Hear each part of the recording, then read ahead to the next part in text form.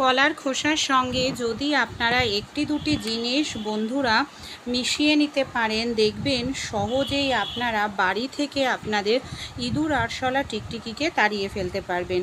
এর জন্য কিন্তু আপনাদের অনেকটা টাকা পয়সাও খরচা করতে হবে না। বাজারে যে কিনতে পাওয়া যায় মশা মারার তেল, কয়েল, ধূপকাঠি, এগুলো কেনারও প্রয়োজন পড়বে না। কিভাবে আমরা ঘরোয়া উপায়ে আমাদের বাড়ি থেকে ইঁদুর আরশোলা টিকটিকিকে তাড়িয়ে ফেলতে পারবো, চলুন দেখে নিই। আর শুধু বন্ধুরা ইঁদুর আরশোলা টিকটিকিই নয়, আমাদের প্রত্যেকের বাড়িতেই থাকে যে জিনিসটা, সেটা হলো মশা। মশার জন্য আমরা প্রত্যেক মাসেই কিন্তু অনেকটা টাকা পয়সায় খরচা করে থাকি।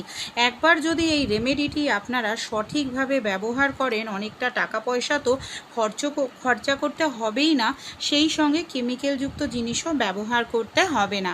আমাদের প্রত্যেকের বাড়িতেই কম বেশি আমরা কলা খেয়ে থাকি। কলা খাওয়ার পর কলার যে খোসাগুলো থাকে সেগুলোকে কি করি, আমরা ফেলে দিই। কলার খোসাগুলোকে ডাস্টবিনে ফেলে না দিয়ে আপনারা একবার বাড়িতে এইভাবে ব্যবহার করে দেখুন।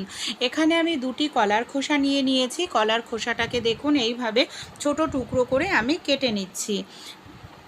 এইভাবে আপনারা ছোট টুকরো টুকরো করে কেটে নেবেন, তাহলে কলার খোসার মধ্যে থাকা নিউট্রিশন খুব ভালোভাবেই বের হবে। এর জন্য আমি এইভাবে ছোট ছোট পিস পিস করে কেটে নিচ্ছি দুটো কলার খোসায়। তারপর এগুলোকে আমরা কিভাবে ব্যবহার করব চলুন দেখে নিই। সবার প্রথমে আমাদের কেটে নেওয়া কলার খোসাটাকে একটি পাত্রের মধ্যে নিয়ে নিতে হবে। আমি এই মিশ্রণটাকে আপনাদের দুভাবে ব্যবহার করে দেখাবো। এর জন্য একটি বড় পাত্রের মধ্যে আমি বেশ কিছুটা কলার খোসা নিয়েছি, বাকিটা রেখে দিলাম। এটাকে আমি অন্যভাবে ব্যবহার করে দেখাবো। এবার দেখুন এই মধ্যে আমি দিয়ে দিচ্ছি 1 গ্লাস পরিমাণ জল। জল আমাদের প্রত্যেকের বাড়িতেই আশেপাশে জলের সঙ্গে আরও কিছু জিনিস মেশাতে হবে যে বাড়ির আশেপাশে থাকে বন্ধুরা, সেটা হলো দেখবেন এই যে তুলসী পাতা। তুলসী পাতা এমন একটি ভেষজ উপাদান, নিম পাতা, যেটা আমাদের বাড়ির থেকে মশা, মাছি, ইঁদুর আরশোলা, টিকটিকি তাড়াতে ভীষণ সাহায্য করে।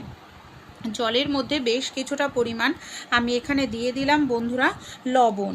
লবণও আমাদের প্রত্যেকের বাড়িতেই থাকে। সব উপকরণ দিয়ে ভালো করে এটাকে মিশিয়ে নিতে হবে। তারপর কি করব, আমরা গ্যাসের ফ্লেমটাকে একদম লো করে নেব। লো ফ্লেমে এটাকে আমরা 3 থেকে 4 মিনিট খুব ভালো করে ফুটিয়ে নেব।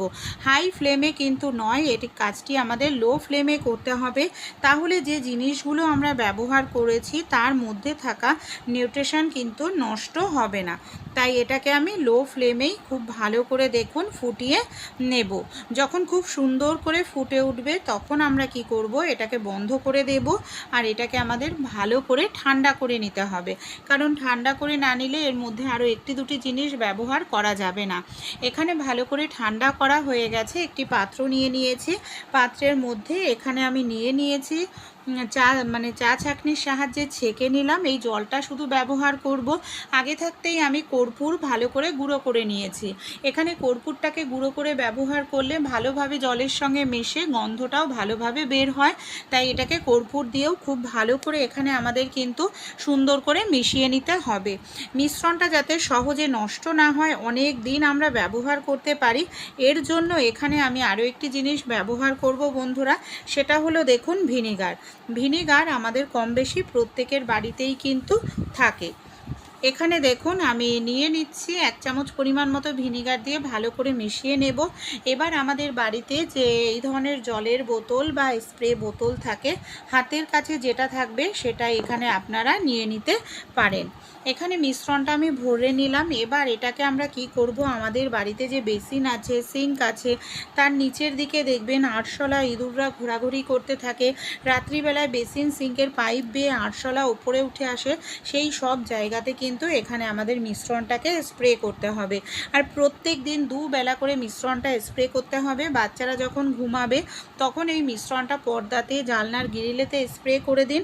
তাহলে দেখবেন সেই সব জায়গা থেকে মশা কিন্তু আর কখনোই উঠে আসবে না। আলমারির পেছন দিকটা, বাথরুমের যে ড্রেন থাকে সেই ড্রেনের মুখটায়, সব জায়গাতেই এই মিশ্রণটাকে আমাদের স্প্রে করতে হবে। আর এটাকে আপনারা প্রত্যেক দিন 2 বেলা করে স্প্রে করুন, মশার উৎপাত একেবারে কমে যাবে। পরের যে পদ্ধতিটি বলবো বন্ধুরা, এখানে দেখুন আমি নিয়ে নিয়েছি একটি পাত্র, এমন পাত্র ব্যবহার করতে হবে যে পাত্রটা আমরা কোনো খাবারের কাজে ব্যবহার করি না, সেই ধরনের পাত্রই কিন্তু এখানে আমাদের নিয়ে নিতে লাগবে।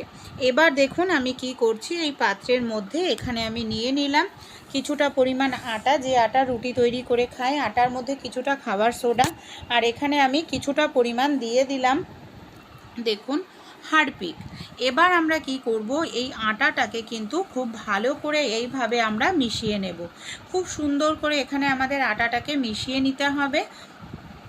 আর এখানে আমি জল ব্যবহার করব না, জলের পরিবর্তে এখানে দেখুন সামান্য পরিমাণ আমরা এখানে একটু ভিনিগারের ব্যবহার করছি।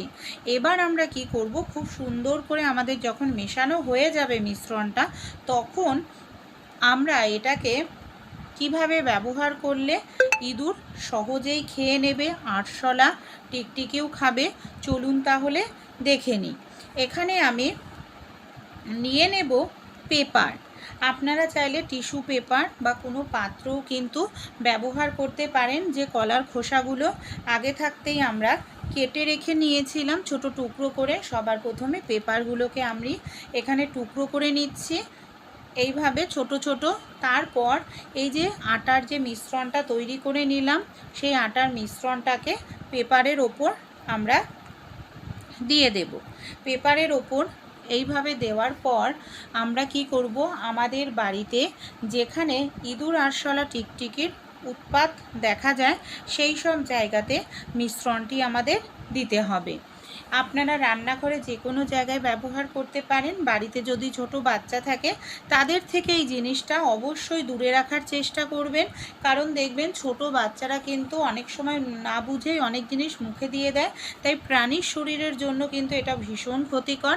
এটাকে আমরা কিভাবে ব্যবহার করব, বিশেষ করে রান্নাঘরে যেখানে বাসনপত্র থাকে, যেখানে সবজির ঝুড়ি থাকে, সেই সব জায়গাতে রাত্রিবেলায় ইঁদুর আরশোলা টিকটিকি ঘোরাঘুরি করতে থাকে, সেই সব জায়গাতে আপনারা মিশ্রণটা তৈরি করে দিয়ে দিন। ইঁদুর আরশোলা টিকটিকি আসলে অবশ্যই কিন্তু এটাকে খাবার হিসাবে খাবে বন্ধুরা, আর খেলেই কিন্তু এই জায়গা থেকে দ্রুত তাড়াতাড়ি পালিয়ে যাবে। যেখানে মশলাপাতি থাকে, যেখানে আপনাদের বেসিন বা সিঙ্কের পাইপ রয়েছে, ড্রেনটা রয়েছে, সেই সব জায়গাতেও এই মিশ্রণটা আপনারা দিয়ে দেবেন। এই রেমেডিটি আপনারা ট্রাই করুন। আশা করছি ইঁদুর আরশোলা টিকটিকি বাড়িতে আসলে দেখবেন সেখানেই কিন্তু মরে পড়ে থাকবে।